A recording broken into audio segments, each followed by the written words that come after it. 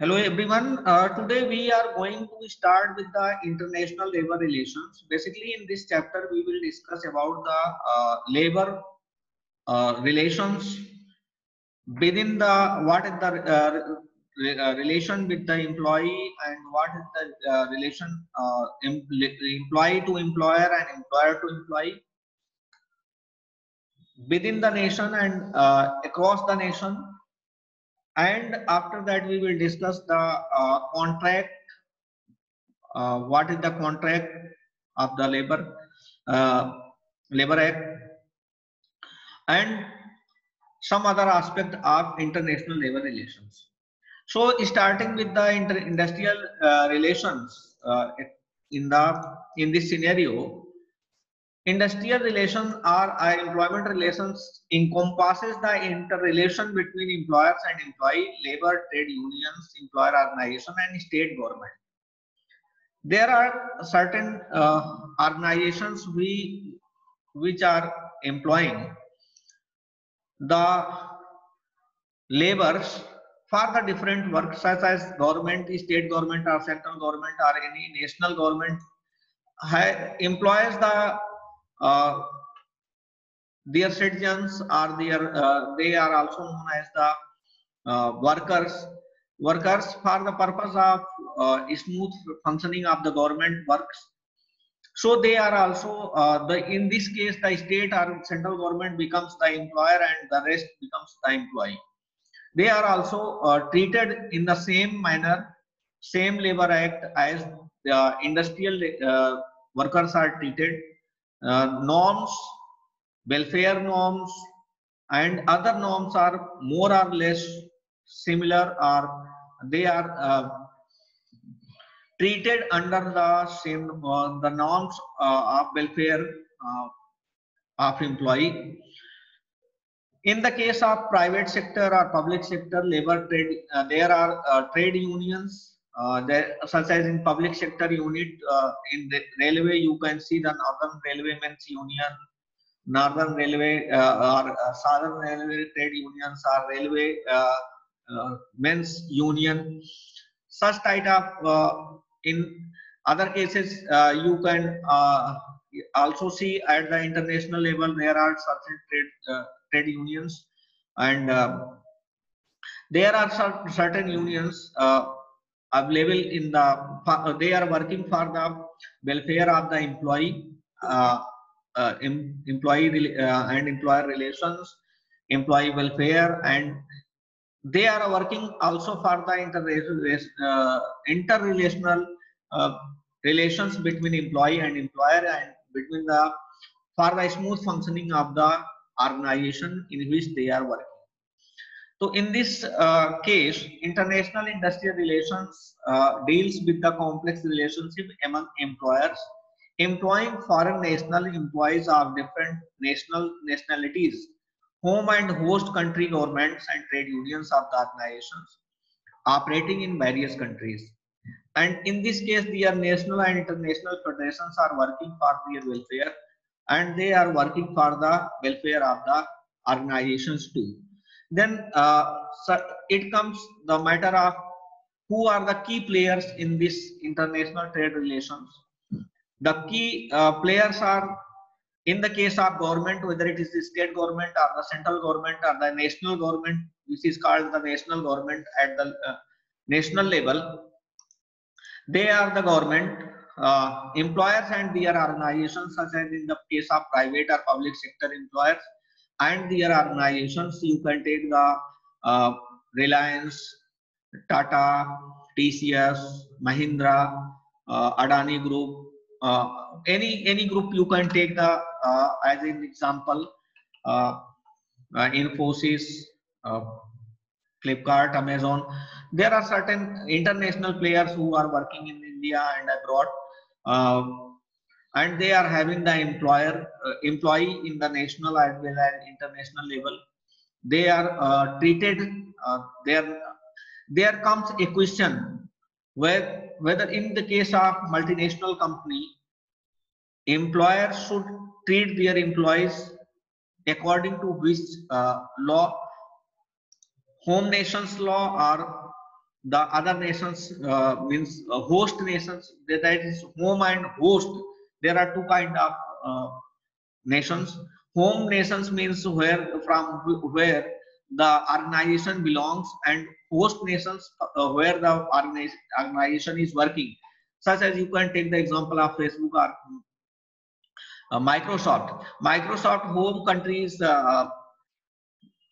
America, USA, and it comes the matter where the employee welfare schemes are employee benefits, employee or labor acts should be implemented to the employee according to the home country, means USA, or in the case if they are working in India and the employee belongs from India, and employer is from America, then which country the rules should be implemented, means host country, means Indian labor law should be implemented, or welfare schemes, Indian welfare schemes, labor laws should be implemented. This is always a question of uh, agreement between the employee and employer trade relations in the industrial trade relations.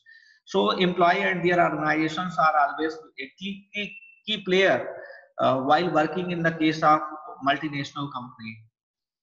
So there are, I have already told, there are governments working uh, for the welfare of the employee, employer, host country employer and their organization, and home country employer and their organizations. There are three kinds of players. Now comes it the approaches of international trade relations. There are three approaches of industrial trade relations, industrial relations, labor relations. That is unitarist approach, pluralist approach, and Marxist approach. Unitarist approach is mutual cooperation, teamwork, sharing common objective. Conflict is although in this case conflict is seen as destructive activity such time. Still, this is a popular approach, and this is always accepted at the all level. Pluralist approach is conflict. There is a conflict between the employee and employer. Conflict is sometimes becomes inevitable, and it cannot be avoided. Still, the trade unions are seen as legitimate to counter management authority, and to have a good relationship between employee and employer and management. In the Marxist approach of industrial relations between employee and employer, industrial conflict is because of division in the society. The solution being the overthrow of the capitalist system becomes inevitable. In this case, trade unions and labor unions are organizations formed by workers from related fields that work for the common interest of its members. They help workers in issues like fairness of pay, good working environment, hours of work, and benefits. These are the some benefits and key issues which are always discussed in the international level. Functions of trade unions is more important aspect while discussing the international trade relations or employee trade relations and industrial industrial relations with the employee. Proactive or intra-mutual functions are there which protect the workers' interest. Fraternal or extra mural functions are there which is providing financial and non-financial assistance to workers during strike and lockout. Political functions are affiliating a union to a political party, helping the political party in enrolling members, collecting donations to run the political system and political benefit of the employees, and to protect them, to protect the employees from employers, and for the welfare of the employees. Social functions are always run for the responsibility, social responsibility through educating the customers for the welfare of the society, and for the best and welfare of the customers, consumers in the society. Ancillary functions are always seen in always taken as the which includes communication, welfare, and education and research of the employees, their children's, their welfare, research on their welfare interest, and to find out the ways and means for the welfare of the employees. So then, after discussing the trade unions, we should come on the what should be the union structure.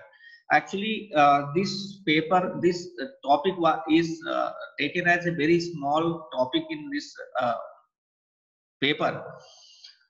In third semester, there was a uh, separate paper which was known as the Industrial Relations and Labor Acts. Then that comes under the purview of human resource management, HR. Those who are having the major in HR, that they study this paper. But here this is under the purview of international business management. Therefore, it has taken as a single chapter, very small topic has been taken from there. You can say this has been borrowed from there. So coming on the after the trade unions, we should know the union structure. What should be the trade union structure? There are 5 type of unions. First is craft unions, in which members do one type of job. Second is the industrial union, in which includes members working in the same industry. It means I have taken the example of railway. Northern Railwaymen's Union. Now the Indian Railway is divided in 4: Northern Railway, Southern Railway, Eastern Railway, Western Railway, Northeastern Railway, Northwestern Railway. It means there are so many divisions in the railway. So according, if Northern Railwaymen's Union and Southern Railwaymen's Union are separate union structure, so then it is craft union. But since they are doing the one type of job, but when they are having the same organization, means North Railwaymen's Union, NRMU, means they are working the same type of jobs, so it becomes industrial union. Even you can take the example, railway exam is also the example of industrial union, whether it is from Southern Railwaymen's Union or Northern Railwaymen's Union, they all belong from the railway, so they will be treated as the same organization, same industry, and they will be known as the industrial union. And general union, members working in different industries within a particular city or region. Federations and confederations are always there. You might have listened about this thing, which works on the national level entities, and confederations work which are the association of federations. When national level entities are working, they are known as the federation, while the association of federation becomes the confederation. International federations at the national level join to form international federation to deal with the HR issue of the international level. You can take the example, means when they are working at multinational level, multinational company. Hyundai is another example. Hyundai is working in South Korea, is from South Korea, and is working in India. And then there be a separate trade union in South Korea, and there is a separate trade union in the India. But more or less, they both are working in the same industry, Hyundai, and then this becomes international federation. Now comes the key issues in IIRS, means International Industrial Relations. There are 2 key issues in IIRS and broadly divided into 2 categories. Who should handle labor relations, means headquarter or subsidiaries in the concerned countries, or what should be the union tactics. I have already, I have told you, in the case of Hyundai Motor, headquarter is situated in the South Korea, and subsidiary is in the India. Then who should handle the labor relations? Headquarter or the subsidiary which is working in the India. In the case of Microsoft, you can also take the example. The headquarters is situated in the USA and the subsidiary is Microsoft India is working, which is subsidiary is working in the India. In the Infosys, you can take the example. TCS, you can take the example. TCS is headquarters is situated in India and they are working in abroad, means America, other countries, Britain. They are working. So then, who should handle the labor relations? This comes always comes a question. Who should handle labor relations in the subsidiaries in concerned countries? Then in this case, multinational generally delegate the management of industrial relations to tier 4 subsidiaries, and corporate headquarters will become involved in our overseas labor agreements made by foreign subsidiaries. Very clear it is multinational generally means multinational companies always delegate some power, not a full power. Always try to understand some power are delegated to the subsidiary. Means Hyundai headquarter from South Korea may delegate some power to Indian companies, but it will not to handle the local problem, only to handle the local problems, but they don't delegate the full power to handle the problems of the employees. They possess some important key features, key powers within headquarter purview, and other companies also behave like this. The headquarter is always more powerful in the case of international labor relations. So multinational headquarters involved in industrial relations is influenced by following two factors. The degree of inter-subsidiary production integration means higher degree of inter-subsidiary production integration results in centralization of industrial relation. Nationality of ownership of the subsidiary, which is centralization is more in US firms than European firms. International human resource management approach is there are two types of international human resource management approach: ecocentric, which is centralized industrial relation, and polycentric, which is decentralized industrial relation. Ecocentric and polycentric I have always discussed in the unit 1 and unit 2 at the many times. So I am not going in detail the ecocentric and polycentric here. Subsidiary characteristics: acquisition, decentralized industrial relation. Greenfield is always followed by decentralized industrial relation. Life stage of subsidiary is initial, which is known as the initial stages, which is followed by the centralized industrial relation, and performance, which is poor performance and centralization of industrial relation. These are the subsidiary characteristics of the, because I have already told that in previous slide that the headquarter always delegate less power to the subsidiary to deal with the employee problems in the host country. So always there are acquisition problem, greenfield problem, which is centralized and decentralization of the power, and life stage of the subsidiary is very less. Means you can say it is very initial stage, and the performance is always, because of that performance is always poor.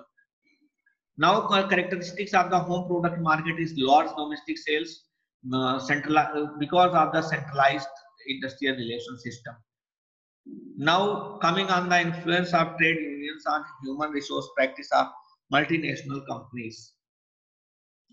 So here employment is the main influence.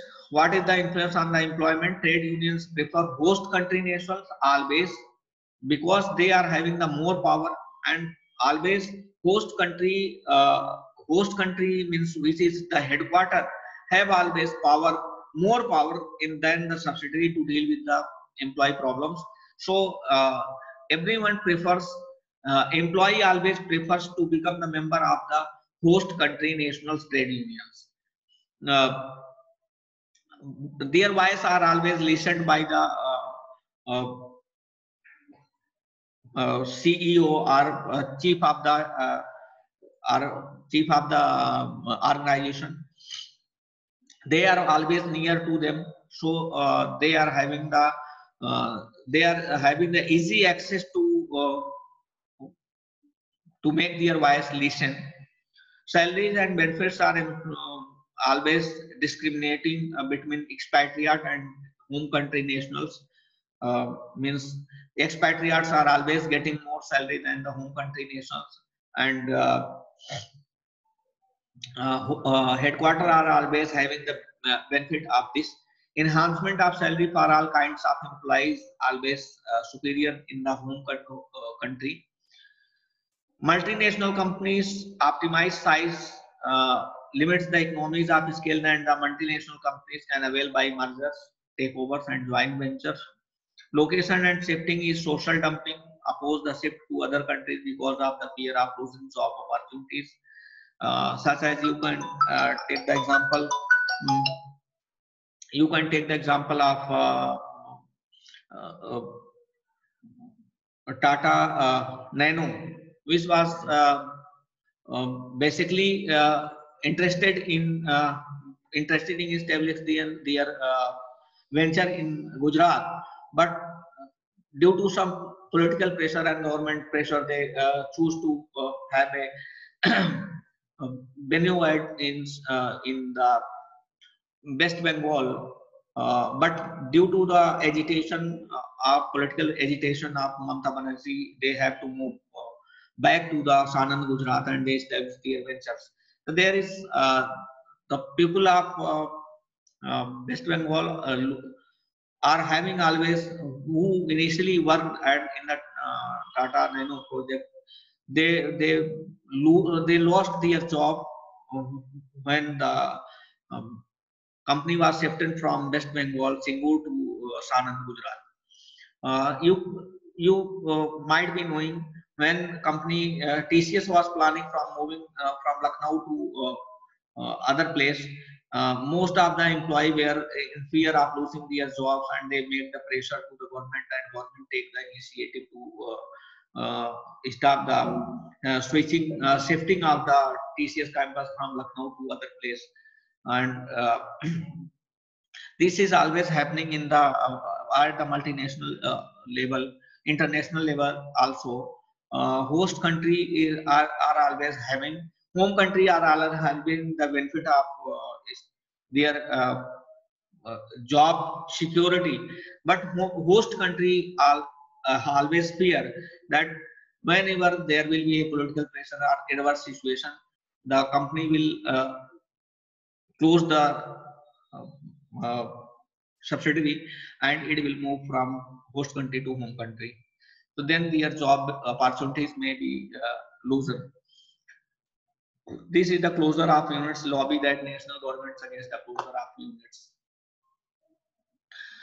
So concerns of trade unions in multinational companies are formidable financial resources, the ability to prove production facilities to other countries, a remote locus of authority, the corporate, which is, for example, the corporate head office management of multinational firm, production facility in many industries, multinational product lines, means other is superior knowledge and expertise in industrial relations, and last is the capacity to stage an investment strike whereby the multinational refuses to invest an additional funds in a plant, thus ensuring that the plant will become obsolete and economically non-competitive. Multinational companies' strategies to counter trade unions' influence. What should be the strategies? Massive financial resources to absorb losses in a foreign subsidiary. Options to shift production units to other countries. There is always distance between headquarters and subsidiary. Restricting key activities in home country and establishing subsidiary in developing countries for operations that require relatively lower level of skills. Development of superior knowledge in labor law of the host country, skills of negotiation with trade unions on salary, recruitment, and other human resources. Multinational companies stop investing additional funds or divest in order to make the plant less competitive as well as non-economical.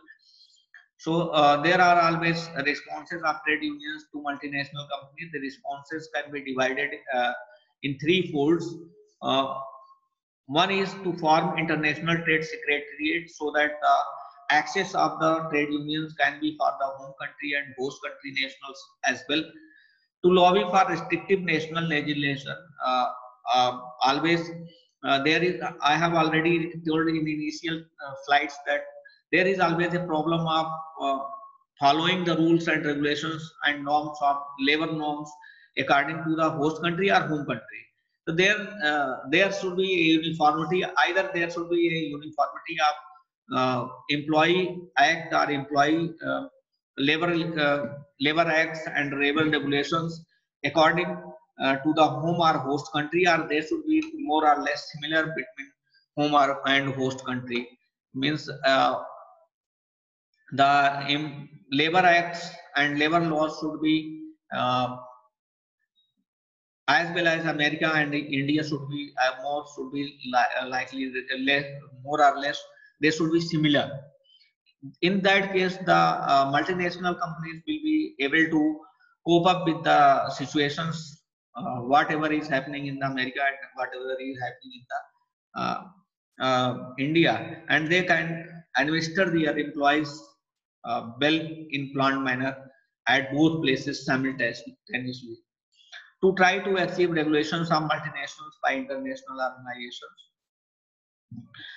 So, for the establishment of international trade secretariats, there are 15 ITS, International Trade Secretariat, which functions to loose confederations to provide worldwide link for the national unions in a particular trade or industry. For example, metals, transport, and chemicals are the industries where these 15 international trade secretariats are working, mainly operated to facilitate the exchange of information. The long-term goal of each IT international trade secretaries is to achieve transnational bargaining. For example, Euro FIET is the International Federation of Commercial, Clerical, Professional, and Technical Employees. Lobbying for restrictive national legislation is trade unions have lobbied for restrictive national legislation in the USA and Europe for preventing the export of jobs by the multinational to other locations. While Trump came in the power, Trump was also in the view to restrict the job for the overseas persons and to secure the job for the USA nationals, and this became the uh, topic of discussion during the elections of the USA presidential election. Regulations of multinationals by international organizations are there should be attempts are made by trade unions to expert influence to over multinationals by international organizations such as Organizations for Economic Cooperation and Development, which is known as the OECD, International Labour Organizations (ILO), and United Nations Confederation on Trade and Development, which is known as the UNCTAD, for issuing guidelines covering disclosure of information, competition, financing, taxation, employment, and industrial relations. So, social dumping is a practice of employers to use cheaper labor than is usually available at their site of production or sale. In the latter case, means which is the sale, migrant workers are employed in the farmer production is moved to a low-wage country or area. Industrial relations issue involved in social dumping, the movement of work from one region to another and its effect on employment levels. The need for trade union solidarity to prevent workers in one region from accepting pay cuts to attract investment at the expense of workers in the another region. Then what should be the impact of digital economy on this industrial relations? The creation and loss of jobs may happen due to the digital economy. The content and quality of work may hamper manufacturing to a knowledge-based economy. Since this pandemic is going on, so this slide becomes more important for the discussion. The location of work is always an important place to consider. Sorry, to think over the and to involve themselves mentally involve themselves in in the work. The nature of the employment contract, which is rigid to flexible. The skills required are AI, means artificial intelligence, analytics, cloud technology may be followed for the digital economy. Digital divide exists between countries and within the society. This was all about the today's lecture. I hope you have gone through the lecture and you have find it more valuable. Thank you very much.